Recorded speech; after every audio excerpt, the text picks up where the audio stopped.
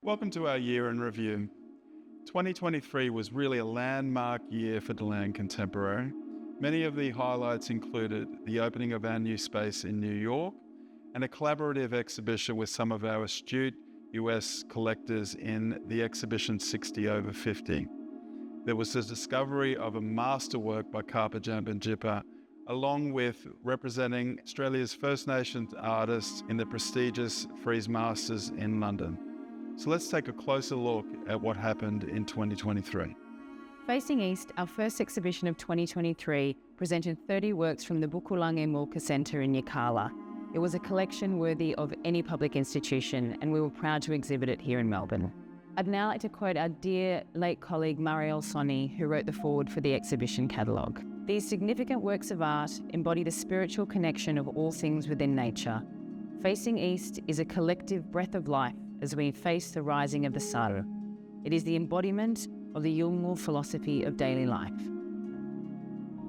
The opening of our new permanent space in New York in May of this year followed several years of strategic growth, both here and overseas. This dynamic segment of the art market continues to capture the imagination of discerning audiences and collectors around the world.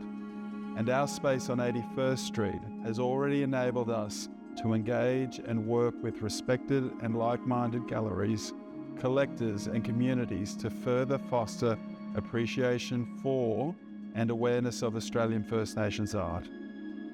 The collections of Steve Martin and Anne Stringfield, along with John and Barbara Wilkerson, hold some of the most important works that stem from our central and western desert regions. I've had the privilege over many years in my role as art advisor and agent for Steve and Anne and John and Barbara to get to know them as the sophisticated and discerning collectors that they are, but also, more valuably, to get to know them as people.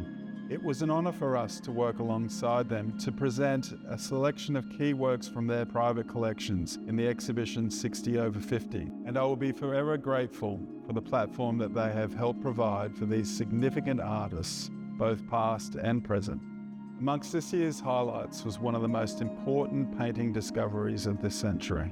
Carpa Jambajippa's Makachi and Twirl 1971, which having hung in the stairwell of a home in Adelaide, had remained unseen since it was purchased in Alice Springs in 1971. Makachi and Twirl led our exhibition Significant in June this year, and in the words of author John Keane, the compelling aura of Makachi and Twirl is derived in part from the painting's remarkable provenance. It was one of the first consignment of 8 boards by Carpa Jambajippa, a series to which many contemporary desert art can be traced. It can be counted among Carpa's greatest pictorial achievements. The art of the Spinifex people is a story of reclamation, declaration and collaboration. And to celebrate the extraordinary and continuing success of this art movement, Deland Contemporary staged 2 exhibitions. In New York, new works from the Spinifex Arts Project, which went on in part to Sydney Contemporary, and Spinifex Country in Melbourne. We have been regular exhibitors at Sydney Contemporary for several years, and we were happy to be back again this year to present an exhibition, Memory, Places and Country. This exhibition featured some of Australia's most renowned First Nations artists, such as Clifford Possum, Paddy Bedford, and Makinti Napananka.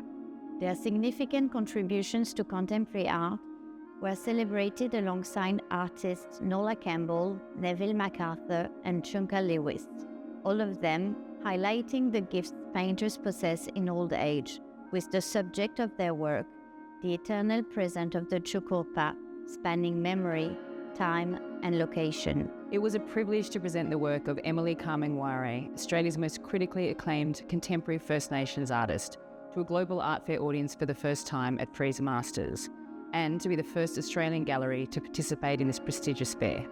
Emily's work was embraced and celebrated by collectors from all over the world, and we were thrilled to sell 8 of her works for over $2.7 million US. We look forward to participating in more international art fairs in 2024 and beyond. The entire team at Deland Contemporary thanks you, our clients, colleagues, and friends, for your support this year. And we now look forward to 2024 with an exciting program of exhibitions and events in both Melbourne and New York.